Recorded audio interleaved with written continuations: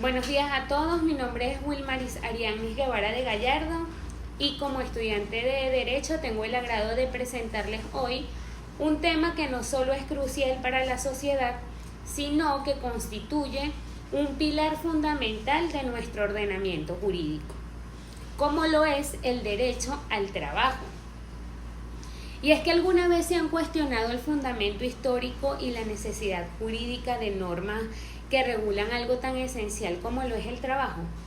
Bueno, hoy desglosaremos esa evolución, entendiendo cómo de la explotación emergió una rama protectora del derecho.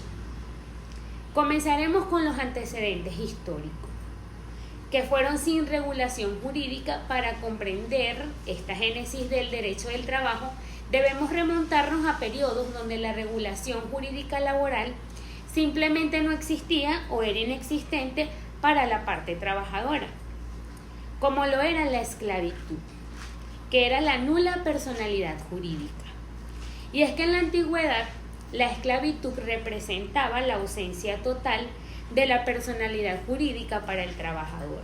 ¿Qué quiere decir esto? Bueno, el esclavo no era sujeto de derecho, sino un objeto de propiedad. Un claro ejemplo de esto lo encontramos en la construcción de las vastas estructuras del Imperio Romano o las pirámides egipcias, donde la fuerza laboral se obtenía sin un reconocimiento alguno de derecho, ni siquiera a la subsistencia digna.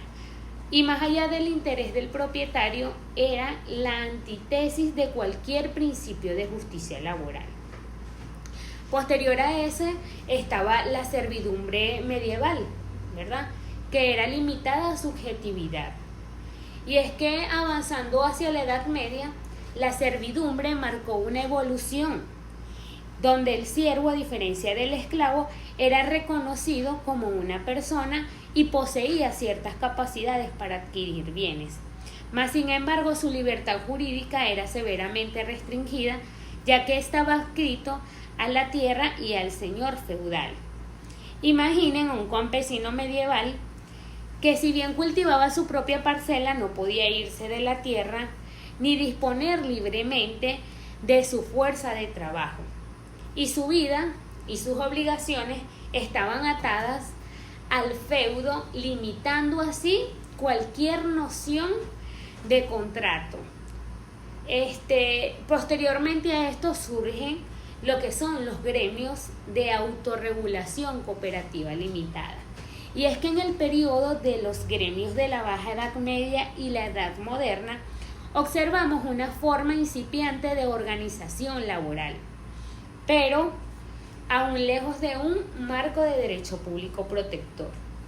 Eran asociaciones que regulaban internamente oficios, con una estructura jerárquica de de maestros, oficiales y aprendices.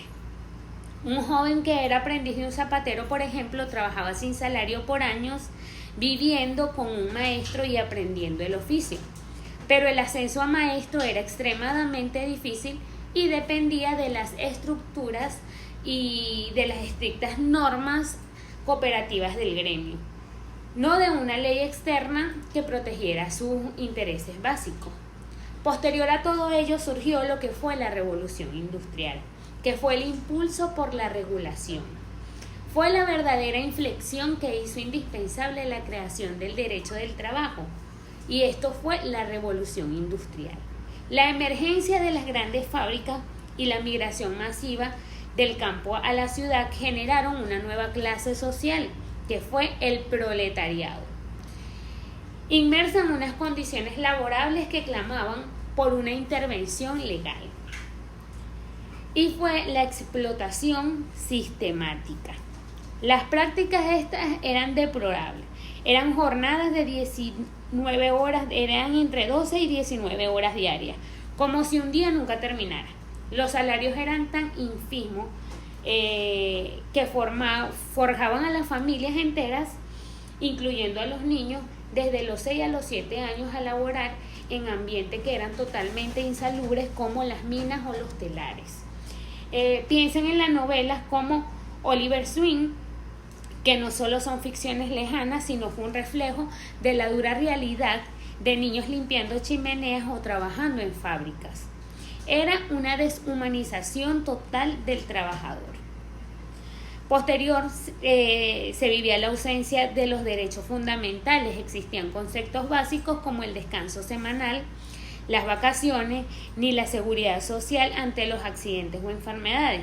Imaginemos a un obrero que perdía un brazo en una de las máquinas de la fábrica.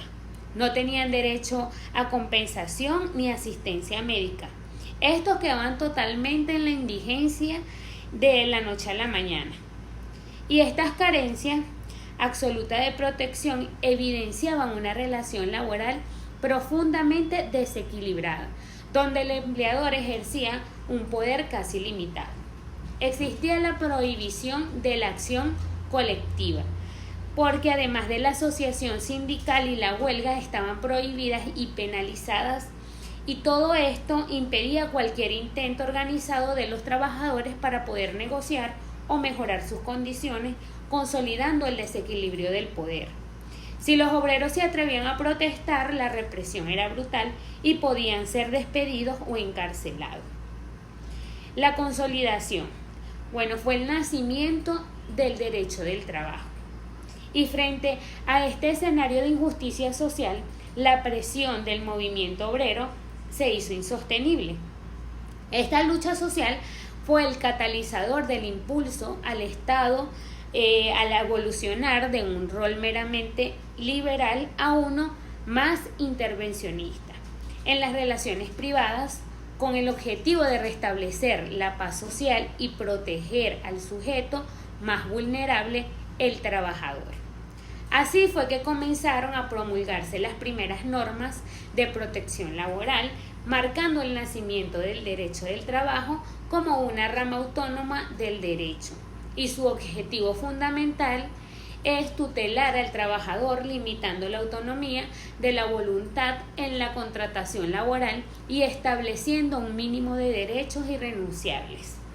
Fue un hito significativo en nuestra nación la promulgación de la Ley del Trabajo en 1936, ya que esta ley representó un avance fundamental al establecer principios y derechos como una jornada laboral limitada, el salario mínimo, las vacaciones remuneradas y los derechos a la libre sindicalización.